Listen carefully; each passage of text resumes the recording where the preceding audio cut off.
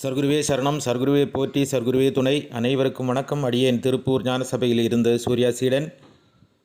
என்னுடைய கோரிக்கைக்கேற்ப நேற்று போட்ட காணொளியை பார்த்து சில பேரெல்லாம் நிதி உதவி செய்து இந்த அன்னதானம் என்கிற இந்த புண்ணிய காரியத்தை செய்வதற்கு உதவிய அனைவருக்கும் ஆழமான ஆத்மார்த்தமான நன்றியை தெரிவித்துக் கொள்கிறேன்.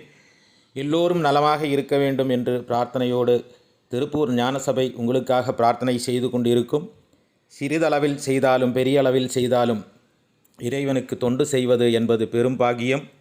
அதுவும் அன்னதானம் என்பது தானங்களில் சிறந்த தானம் அன்னதானமாகும். ஒரு மனிதனுடைய பசியை ஆற்றுவதை விட பெரிய ஒரு புண்ணியம் செய்வதற்கு இருப்பா என்பதை கேள்விக்குறியாகத்தான் இருக்கிறது. இந்த காணொளியில் நீங்கள் பார்ப்பீர்கள், இந்த அன்னதானத்தை உண்ணுவதற்காக நிற்பவர்கள் ஏழை எளிய மக்கள். இவர்கள் யாரும் செல்வந்தர்களோ வாங்கி ருசி பார்க்கலாம் என்று வந்தவர்களோ அல்ல.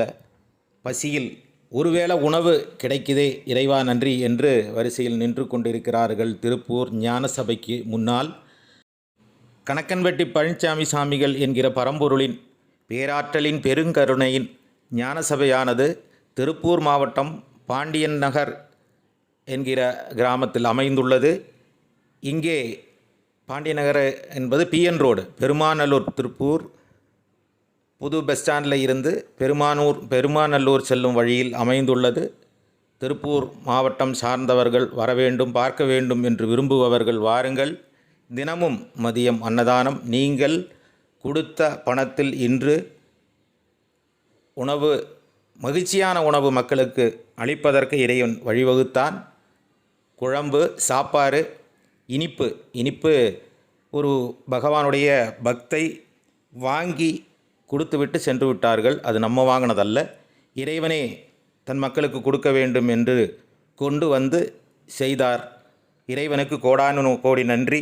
உதவி செய்த அனைவரும் நலமாக இருக்க வேண்டும் என்று திருப்பூர் ஞானசபை நன்றியோடு என்றும் பிரார்த்தனையில் இருக்கும். நாளை ஆடி அமாவாசை. இதைவிட சிறப்பான ஒரு உணவை மக்களுக்கு கொடுக்க வேண்டும் என்று விரும்புகிறோம். உங்கள் பங்களிப்பை தாருங்கள். எல்லோரும் நலமாக இருக்க வேண்டும், வளமாக இருக்க வேண்டும், செல்வ செழிப்போடு இருக்க வேண்டும் என்று பிரார்த்தனையோடு உங்கள் உதவிகளை இந்த எண்ணில் இந்த வங்கி கணக்கில் செலுத்தி இறைவனுக்கு நன்றி செய்யலாம். நன்றி. நற்பவி. அனைவரும் வாழ்க வளமுடன்.